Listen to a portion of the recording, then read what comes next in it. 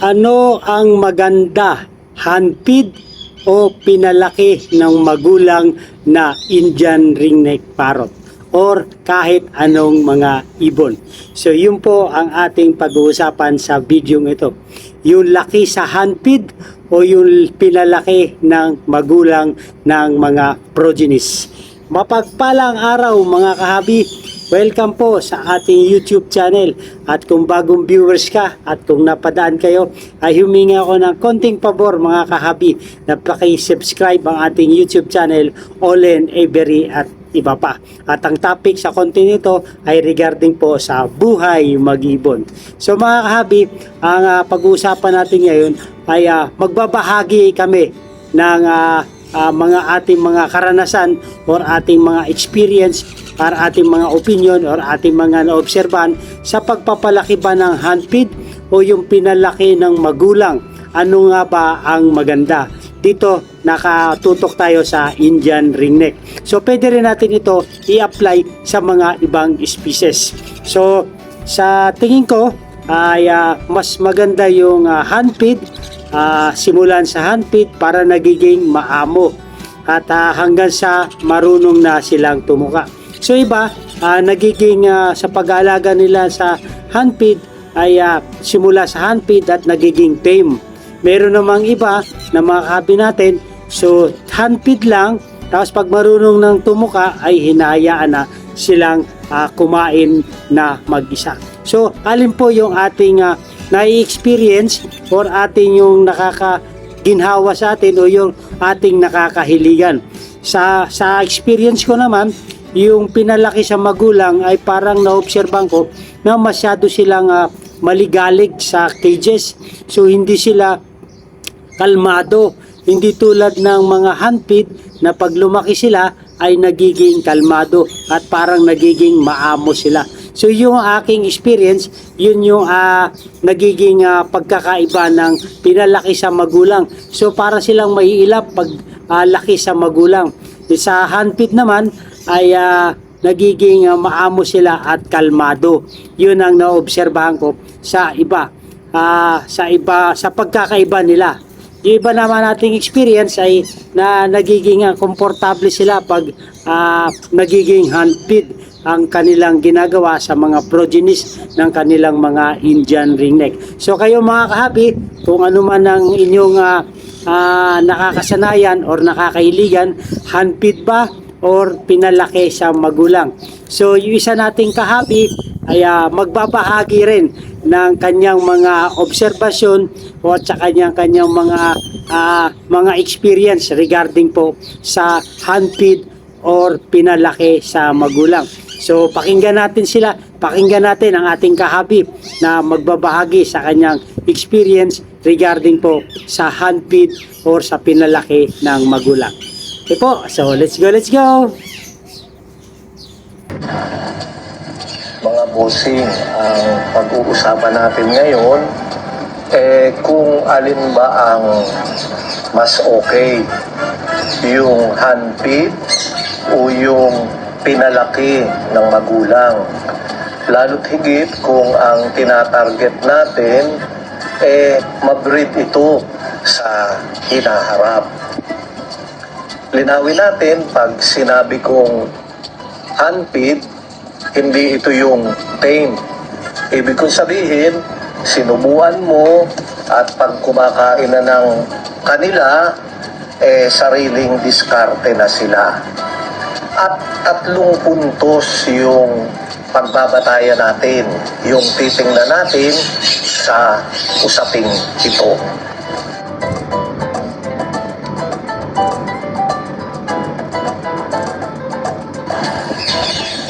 Ang una nating punto pag handpid daw hindi nagkakaroon ng aggression or hindi nagtatapang. Hindi ako naniniwala dyan. Batay sa aking karanasan, handpid man or pinalaki ng magulang, laging naandun yung possibility na pwedeng magtapang. Lagi nating tatandaan yung aggression ay isa sa mga instinct ng kahit anong nilalang para ipagtanggol yung kanilang sarili. Katulad din sa ibon, yung aggression ay pagdidepensa o pagtatanggol nila sa itinuturing nilang teritoryo.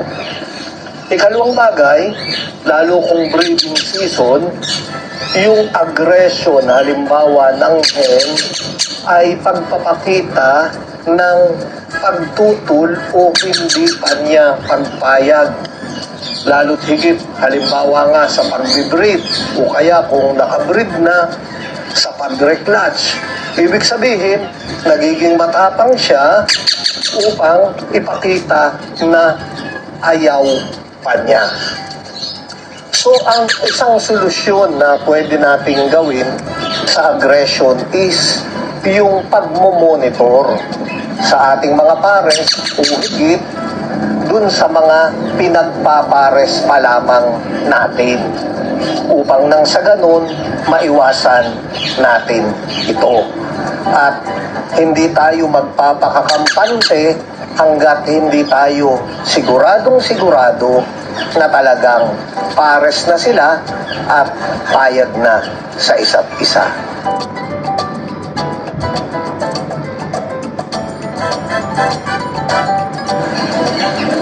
Ikalawang punto, pag-hunted daw ay mahirap ipares. Hindi uli ako naniniwala dyan. Una, iba-iba ang ibon. Maging 100 man yan o maging pinalaki ng magulang. May mabilis pumares, may mas matagal. Ang isang ginagawa ko lamang sa prosesong ito is yung maging mas malawak yung exposure nung hinanfeed ko. Ibig sabihin, pag kumakain na silang sa kanilang sarili, is kasama na sila nung ibang ibon habang sila'y lumalaki o habang sila'y nagmamature. Upang lang sa ganun, kung gagamitin ko na sila bilang breeder, mas less yung pamimili nila kasi sanay sila sa iba't ibang kulay, sanay sila na hindi lamang iisa yung kanilang nakikita o nakasama.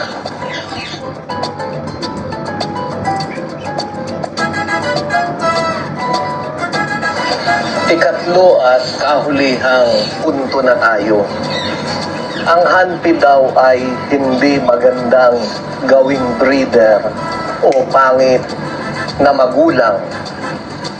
Hindi ako naniniwala dyan. Halos lahat ng breeders ko, ako ang naghanpid. Ang ibig ko lang tumbukin is maging palaki man yan ng magulang o yan ay hinanpid mo nung bata pa. Meron talagang palpak at meron talagang magaling. So para sa akin, hindi yan dahil hinanpid mo or hindi dahil pinalaki ng magulang. Ang isang sinasabi ko lang dito is katulad nga dun sa isang video na rin na na-upload natin. Habang naghahanpid ako is sinisigurado ko na hanggat maaari hindi mabawasan yung instinct nila bilang ibon. Pag naghahanpid ako, sama-sama sila sa isang container. Kasi kahit habang maliit sila, kung mapapansin mo, mga inakay pa, nagsusubuan sila sa isa't isa. Kung mapapansin mo, naglilinis sila ng balahibo ng isa't isa. At kung mapapansin mo rin, nagbibigay sila ng init sa isa't isa. Yan ay mga instinct ng ibon na ginagamit nila pag sila ay magigi o naging breeder na. Ibig sabihin, kahit hanpid yan o pinalaki yan ng magulang, yung mga instinct na yan, hindi nawawala.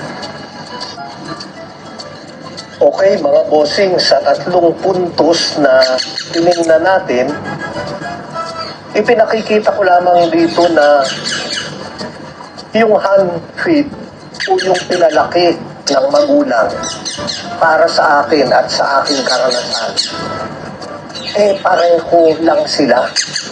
Gawin mo mang breeder sa hinaharap. Ang isang advantage nga lang na nakikita ko sa hand feed is hindi sila masyadong magugulatin sa harap ng tao. Mas kalmado sila, hindi katulad nung pinalaki ng mga magulang. So, kung ano man ang pipiliin natin, maging handfeed man yan, maging palaki man yan ng magulang, at gagawin nating breeder sa hinaharap, wala akong nakikitang malaking pagkakaiba dito. Okay, mga bossing, sana sa maikli nating talakayang ito, muli kayong may natutunan na pwede uli nating magamit sa pagnanais natin na higit pang mapaunlad ang hilig natin na pag-aalaga ng Indian ringneck. Muli.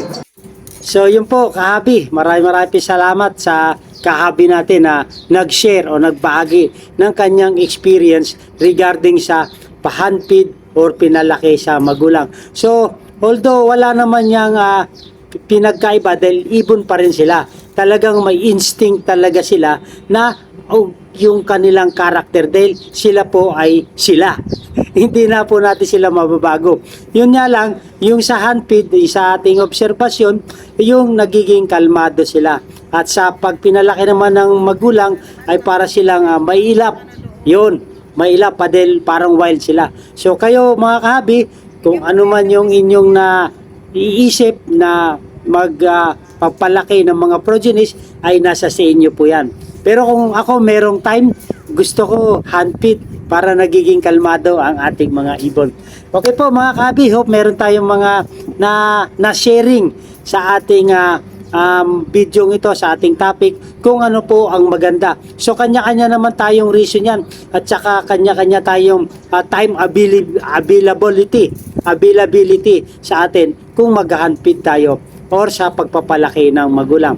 So hopefully meron tayong nagustuhan sa topic natin at kung inyo po ito na naisin na magpatuloy sa ganitong talakayan ay humingi ako ng favor, please subscribe my YouTube channel Olen Aviary at iba pa. At pakiclick na rin po yung notification bell para ma-update po tayo sa mga video na ating i-upload regarding po sa buhay mag-ibon. So maraming po salamat mga kahabi at shoutout po sa mga kahabi natin na patuloy sumusuporta at sa mga silent viewers po natin, maraming po salamat. At nais ko rin pong i-shoutout ang ating mga kahabi na si Kahabi Cool Guy, si Kahabi Calexto Alibago, shoutout po sa inyo. Si Gotham Shahu, shoutout to you my friend. This is my friend an Indian guy. Shoutout to you Gotham Shahu.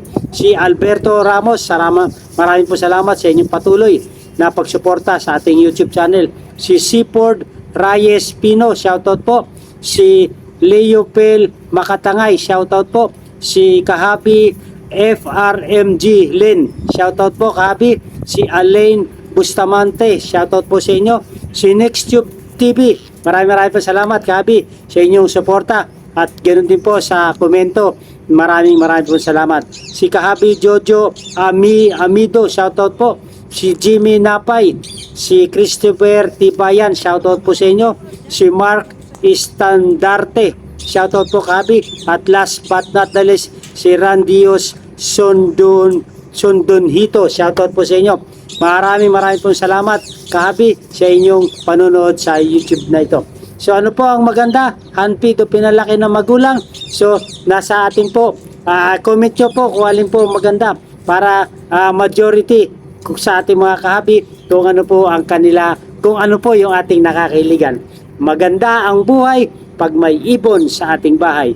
Mabuhay and God bless. Thank you for watching.